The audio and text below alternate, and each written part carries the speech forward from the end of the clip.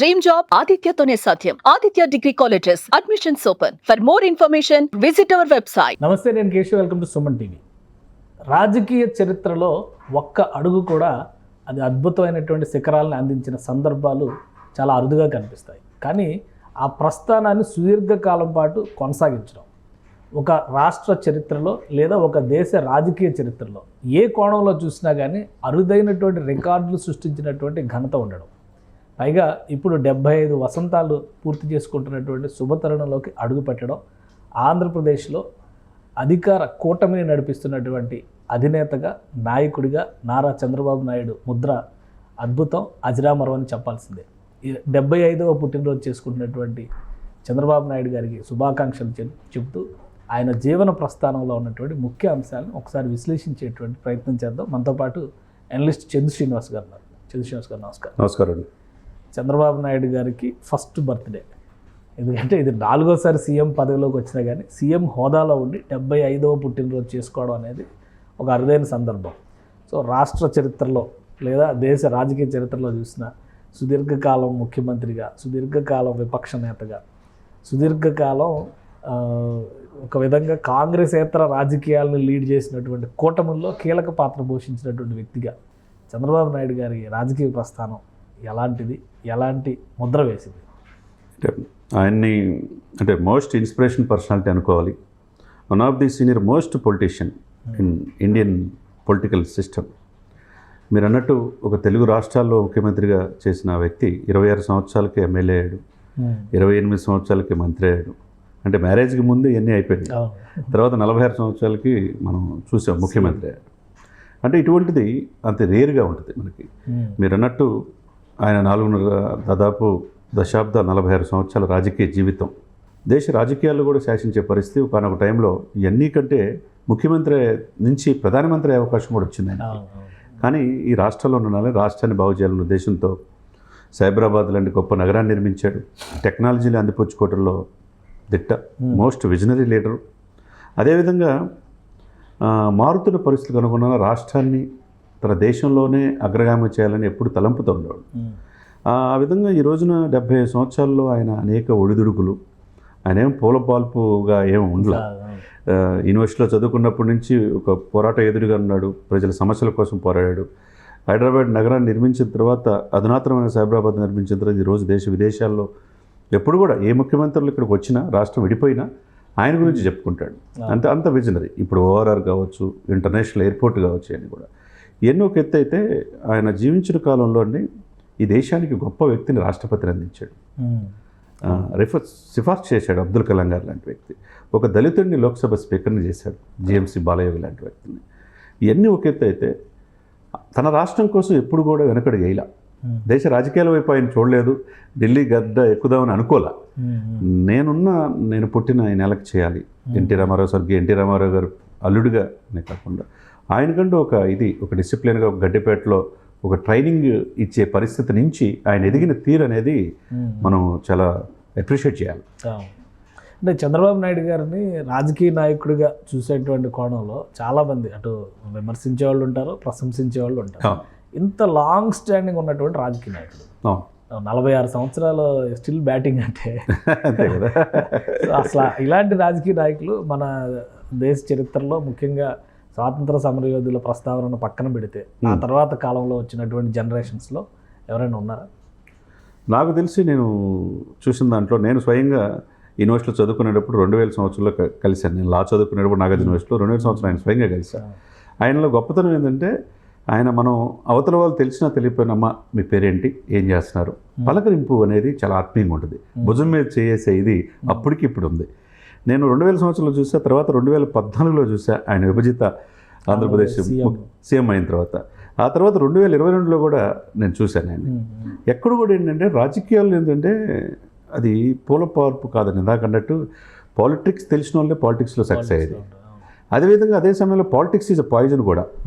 తన కుటుంబాన్ని లాగేస్తారు, వ్యక్తిగత అన్నం చేస్తారు, అనేక రకాల ఇబ్బందులు పడాలి. అటువంటిది ఆయనలో ఎప్పుడు కూడా వెనకడుగు వేయలేదండి. పోరాడాడు, దెబ్బలు తిన్నా, 14 సంవత్సరాలు సీఎం చేసిన, ప్రతిపక్షంలో అదే విధంగా ఉన్నాడు. ఏ విధంగా చూసుకున్నా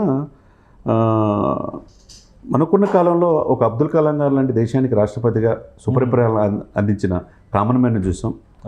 అతి కష్టమైన పేదరికం నుంచి, కుప్పం నుంచి ఈ రాష్ట్రానికే కాకుండా ఇప్పుడు హైదరాబాద్ ఈరోజు ఫాస్టెస్ట్ గ్రోయింగ్ సిటీగా ఉండి 2034 అగ్రగామిగా సిటీగా వెళ్తున్నా.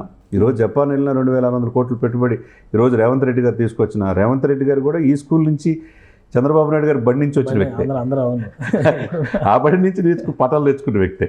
కాబట్టి ఆ విజనరీతో ఆయన ఆ రోజు చేపట్టి ఈ రోజున ఎక్కడికి వెళ్ళినా హైదరాబాద్ వైపు చూస్తున్నారు. ఆ రోజున విద్యా సంస్కరణలు చేయటం కావచ్చు. ఈయన ఒకటి కాదు సార్, ముఖ్యంగా ఏ రాష్ట్రం అయినా ఏ దేశమైనా అభివృద్ధి చెందాలంటే అవస్థాపన సౌకర్యాలు మెరుగ్గా ఉండాలి, రోడ్డు కనెక్టివిటీ ఉండాలి, తర్వాత ఎయిర్పోర్ట్స్ ఉండాలి, తర్వాత పరిశ్రమలు తీసుకురావాలి. ఈ అన్నిట్లో ఈయన అందివేశం చేయగా ఈ దేశానికి అనేక మంది ముఖ్యమంత్రులు కూడా ప్రశంసించే టైంలో మనం చూసాం. ఇండియా టుడే కంక్లేవ్లో కూడా చాలాసార్లు ఆదర్శవంతమైన ముఖ్యమంత్రి అయ్యాడు. గ్రామీణాభివృద్ధిలో కావచ్చు, సంస్కరణలు తీసుకురావటం కావచ్చు, ఐటీలో కావచ్చు. మనం చూసిన దానిలో మీరు అన్నట్టు ఒకప్పుడు రాజశేఖర రెడ్డి గారిని చూసాం. రాజశేఖర రెడ్డి గారి కంటే ఎక్కువ కాలం ఈయన్ని సంస్కరణలు తీసుకురావడంలో చంద్రబాబు నాయుడు గారినే ఒక రోల్ మోడల్ అయిన ముఖ్యమంత్రిగా నేను చెప్పగలను.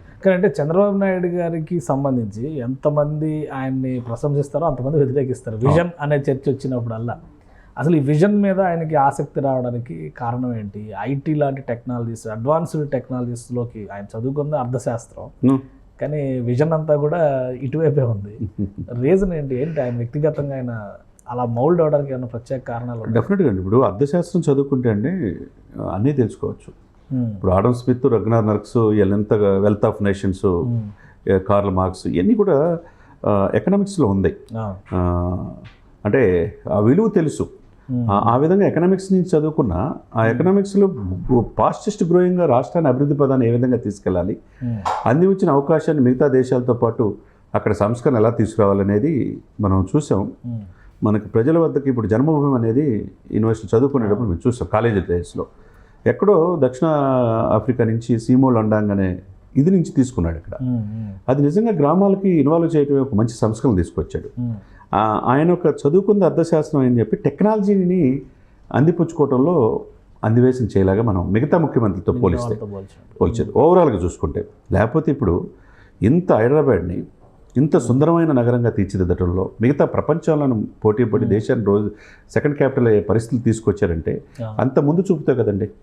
ఆ తర్వాత ఇదిలో అమరావతి చేద్దామని చెప్పి అనుకున్నారు, కానీ తాత్కాలిక భవనాలు ఇదిలో ఆ పాయింట్ ఆఫ్ వ్యూలో కొద్దిగా ఇది చేయలేకపోయేపోటి ఒక్కసారి ముఖ్యమంత్రి అనేదానికి జగన్మోహన్ రెడ్డి గారికి అవకాశం ఇచ్చారు. ఎక్కడైతే ఆగిపోయిందో మళ్ళీ అది ఇచ్చేయడానికి ఈయనకు అద్భుతమైన అవకాశంగా చంద్రబాబు నాయుడు గారు చూశారు. అయితే పవన్ కళ్యాణ్ గారు పలు సందర్భాల్లో ఆయన చేతిలో చేసి ఇటువంటి వ్యక్తిని నేను నేర్చుకుంటాను ఈయన దగ్గర అంటాడు. ఈయన ముఖ్యమంత్రి కావాలంటున్నాడంటే అంత దార్శనికుడుగా మనం చంద్రబాబు నాయుడు గారిని చూడాలి. ఎంతో చంద్రబాబు నాయుడు గారికి సంబంధించి ఒక 2-3 ఇన్సిడెంట్స్ చాలా సివియర్గా ఆలోచించేటంటే, ఒకటి అలిపిరి ఘటన, అలిపిరి రీబర్తే. అది అసలు ఏంటి అంత అటువంటి ఘటన నుంచి ఎంత తట్టుకొని నిలబడి ఇన్ని ఒత్తిడులు తట్టుకొని ఆయన ఆరోగ్య రహస్యం ఏంటి, ఇప్పటికీ కూడా అంతే యాక్టివ్గా ఉండడానికి కారణం ఏంటి? అంటే ఒకటి సార్, ఆయనలో మీరు అన్నట్టు 75 సంవత్సరాల వయసులో ఇప్పుడు అద్వానీ లాంటి వాళ్ళు చూశారు, అటల్ బిహారీ వాజ్పేయిని చూశారు, వీళ్ళందరినీ అబ్దుల్ కలాం గారితో పనిచేశారు. దేశ రాజకీయాల్లో తెలుగు వాళ్ళ యొక్క ఇదిని, తెలుగు వాళ్ళ ఆత్మగౌరవం కోసం మొదట్లో పోరాడింది ఆ రోజు ఎన్టీ రామారావు గారు అయితే, తర్వాత పివి నరసింహారావు గారు, చంద్రబాబు నాయుడు గారు ఉంటారు. మరి తెలుగు వాళ్ళ యొక్క ఇదిని, ఉనికిని ప్రపంచవ్యాప్తంగా తెలియజేశారు. ఎక్కడ అమెరికా వెళ్ళినా, ఎక్కడ సింగపూర్ వెళ్ళినా, మలేషియా వెళ్ళినా బాబు గారు సీఎం అనే పరిస్థితి వచ్చిందంటే ఈయనలో గొప్పతనం ఏంటంటే ఆయన ఆరోగ్యపు అలవాట్లు కావచ్చు, మక్కువని ధైర్యం కావచ్చు, యోగా చేసుకోవడం కావచ్చు, ఒక డిసిప్లిన్. అంటే రాజకీయాల్లో వచ్చిన తర్వాత మల్టిపుల్గా ఉంటాయి సార్ అనేక అలవాట్లు. అవన్నీ కూడా ఎక్కడ కూడా ఇది కాలేదు. ఎప్పుడు తన మీద ఇచ్చిన బాధ్యతని సక్రమంగా నిర్వర్తించడం తప్పితే వేరే ఆలోచనలోకి వెళ్ళాల. కాబట్టి అంత విజనరీ లీడర్గా రూపాంతరం చెందాడనే మనం అనుకోవాలి. అంటే ఇప్పుడు విపక్షాల విమర్శలు, మామూలుగా రాజకీయపరమైనటువంటి వైరుధ్యాలు ఇవన్నీ ఒక ఎత్తు, కానీ 2019-2024 మధ్య జరిగినటువంటి ఆంధ్రప్రదేశ్ రాజకీయం ఆయన జీవితంలో అసలు తట్టుకుని నిలబడడం, అది గ్రేట్. దాన్ని ఎలా విశ్లేషిస్తారు? నిజమే. మీరు అలిపిరి నుంచి చూసుకుంటే, అలిపిరిలో ఒక్కసారి కలియుగ దైవం వెంకటేశ్వర స్వామి ఆయనకు ఒక అద్భుతమైన అవకాశం ఇచ్చాడు. క్లేమోర్లు మైన్లు పడిన ఆయన మనిషి బయటకు వచ్చాడంటే ఆ తర్వాత నుంచి అంటే ఈ రాష్ట్రానికి ఏదో చేయాలి, ఈ దేశానికి ఏదో చేయాలంటే ఇది పట్టే ఆయన ఉన్నాడు. తర్వాత మీరన్నట్టు 2014 అయిపోయిన తర్వాత 2019 నుంచి 24 వరకు ఆయన ట్రాన్స్ఫార్మ్ అయిన తీరు, ఆయన జీవితంలో ఎప్పుడు లేని కష్టాలు ఆయన పడ్డాడు. అసెంబ్లీలో అనేక అవమానాలు పొందాడు. కళ్ళ నీళ్ళతో నేను ముఖ్యమంత్రిగానే వస్తానని చెప్పి శపథం చేసి బయటకు వచ్చాడు.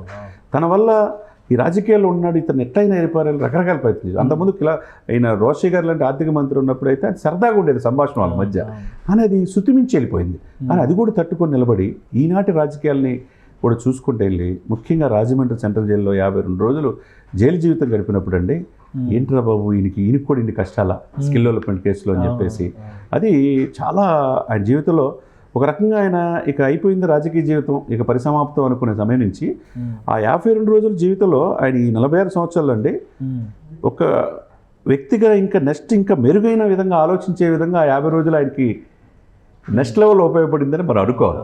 సో ఇప్పుడు ఈ 75వ పుట్టినరోజు చాలా కీలక దశలో ఉన్నారు రాష్ట్ర పునర్నిర్మాణం అనేటువంటి ప్రక్రియలో.